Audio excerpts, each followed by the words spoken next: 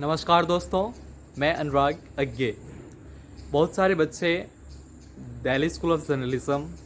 के जो एंट्रेंस का तैयारी कर रहे हैं, उनका पूछना है कि पेपर कब होने वाला है। जैसे कि इसके पहले पेपर सितंबर तक ले गए थे, तो शायद अब की बार भी इस सेकेंड वेव को लेकर और थर्ड वेव की तैयारी को लेकर कहीं ना कहीं पेपर डिले हो सकता है। पहली बात।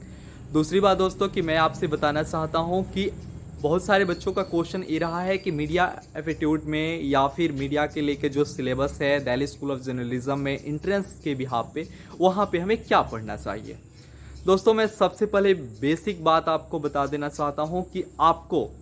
सबसे पहले कि मीडिया मतलब सिर्फ आप जो चीज़ें देखते हैं या फिर मीडिया का सेंस एक चीज़ बना लेते हैं कि हाँ, जो टीवी पे दिखाया जाता है या फिर जो प्रिंट मीडिया के जरिए अखबारों में छपा जाते हैं या फिर जो वेब पोर्टल पे होते हैं, उसी तरह की चीज़ें मीडिया से रिलेटेड क्वेश्चन किए जाते हैं। ऐसा कुछ नहीं है दोस्तों। इसके लिए आपको बिगनिंग स्टार्टअप करना होगा। जैसे कि मैं आपको बता दूं कि सबसे पहले हमें समझना होगा कि मीडिया की जर्नी भारत में कहाँ से शुरू हुई। आखिर भारत का उदंड मार्तंड जो था, उसका संपादकीय पेज कैसा था। तो मैं दोस्तों इतना डीपली नॉलेज आपको नहीं देने जा रहा हूँ, लेकिन इस चीज़ में आपको इसलिए जिक्र कर दिया क्योंकि कहीं ना कहीं आपको ये समझना पड़ेगा, आपको इस तरह से चीज़ें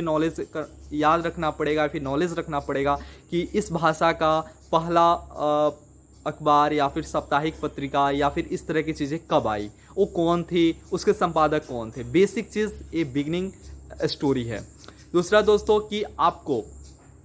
उसके बाद जब हम थोड़ा थोड़ा आगे बढ़ेंगे तो हमें उस तरह के पत्रिका के बारे में जानना होगा कि जो काफ़ी हमारे सामाजिक सरोकार से जुड़े रहे, जो हमारे समाज में क्रांति लाने के लिए, क्योंकि आप ऑलरेडी जानते हैं कि मीडिया का काम समाज को अवेयर करना होता है, समाज को एजुकेट करना होता है, समाज को लर्न करना होता है। तो इस बिहाफ पे आप इससे अंदाज़ा लगा सकते हैं दोस्तों कि कहीं ना कहीं आपकी रिस्पॉन्सिबिलिटी भी वही है, लेकिन इस रिस्पॉन्सिबिलिटी की जो दायरा है वह थोड़ा पहले से है। तो इसलिए आपको ये समझने की कोशिश करनी होगी सामाजिक सरोकार से जुड़े भी जो भी क्वेश्चन होते हैं, उस क्वेश्चन या फिर उस तरह की पत्रिका जैसे कि ईश्वरचंद विद्यासागर का, उसके बाद मौलाना अब्दुल आज़ाद का क्या था, उसके बाद राजा राम मोहन राय का क्या कंट्रीब्यूशन था सोसाइटी को लेकर, उनकी पत्रिका कैसे काम करती थी। ऐसे से लोगों के जो भी ऐसे से लोग जो भारत में एक स्वतंत्रता सेनानी के रूप में भी जाने जाते हैं और इसके समाज सुधारक के रूप में भी जाने जाते हैं, और वो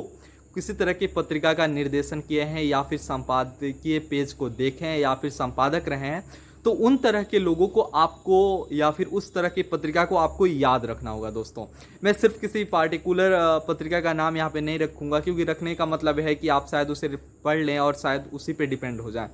तो ये ध्यान रखना होगा, इसकी लंबी फहरिस्त है, आप इसे याद कर लीजिएगा। कहीं भी मिल सकता है। मैं फिर एक बार कहूँगा कि आप गूगल के गाइड में एक बार कहूँगा कि आप लुसेंट के समान ज्ञान वाले गाइड में आराम से इसे देख सकते हैं, और वहाँ पे सारी चीज़ें इसके लिस्टिंग किया गया है दोस्तों। लेकिन इसके साथ साथ आपको एक बुक यहाँ पे रिकमेंड करना चाहूँगा, वो है केवल जे कुमार का बुक। अगर आप किसी तरह से केवल जे कुमार का बुक खरीद लेते हैं और वहाँ पे उनके जर्नी प्रिंट मीडिया के हिस्ट्री को पढ़ लेते हैं, वहाँ पे पत्रिका के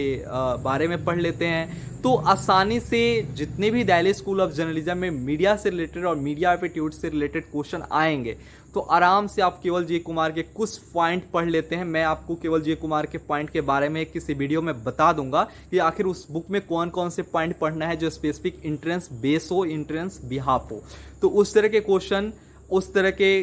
टॉपिक से आराम से कवर हो सकते हैं दोस्तों। लेकिन इसके साथ साथ अब एक चीज़ आपको एक और चीज़ याद रखना होगा कि मीडिया एप्टीट्यूड का मतलब ये भी होता है कि अभी तक जो भी चीज़ें मीडिया के क्षेत्र में हुआ है, जैसे कि मीडिया के क्षेत्र में कोई पुरस्कार मिला है किसी पत्रकार को, किसी तरह के रिसेंटली घटना हुआ है, या फिर इस तरह की चीज़ें जो मीडिया को काफ़ी स्पॉन्सरिंग कर रहा हो, तो उस तरह की चीज़ें जो किसी न किसी रूप में मीडिया साथ आपको अलायंसिंग हो या फिर उसके साथ साथ किसी न किसी तरह से जाने जाते हों, तो वहाँ भी आपको उस तरह के ज्ञान की ज़रूरत है, जैसे कि मैंने एक वीडियो में बताया था कि किसी मीडिया संस्थान के क्वेश्चन आ जाते हैं, वो भी मीडिया एप्टीट्यूड से ही क्वेश्चन होते हैं दोस्तों। जैसे कि पूछ देंगे कि आप अंजराम कश्यप किस मीडिया संस्थान से हैं, तो वो आपको आज तक आंसर करना होगा। तो इसके साथ साथ रवीश कुमार जैसे 2019 में रॉमन मैग्सेसे अवार्ड मिला, रामनाथ गोयनके अवार्ड किसको मिला, पुलित्जर अवार्ड किसको मिला, इन तमाम तरह की चीज़ें जो खासकर मीडिया के क्षेत्र में प्रतिष्ठित पुरस्कार हैं, अगर ये किसी को मिला हुआ है या फिर ये किसी को दिया गया है, तो उस तरह के लोगों को भी कम से कम रिसेंटली में याद रखिएगा। दोस्तों ये था आपका क्विक रिवीजन का एक पर्सनल गाइड जो मेरे एक्सपीरियंस बिहाफ पे है, और एक तरह से आपको एक क्विक रिवीजन के तौर पे आपको काम आएगा। अगर आप अपने इस तैयारी में, एंट्रेंस की तैयारी में दिल्ली स्कूल ऑफ जर्नलिज्म में एडमिशन लेना चाहते हैं और उस तरह के स्ट्रेटजी को लेकर आगे बढ़ना चाहते हैं ताकि आपका एडमिशन हो सके, तो आप इससे फॉलो कर सकते हैं और आसानी से आपका एडमिशन हो भी सकता है। थैंक यू दोस्तों, मैं हूं अनुराग अग्गे, नमस्कार।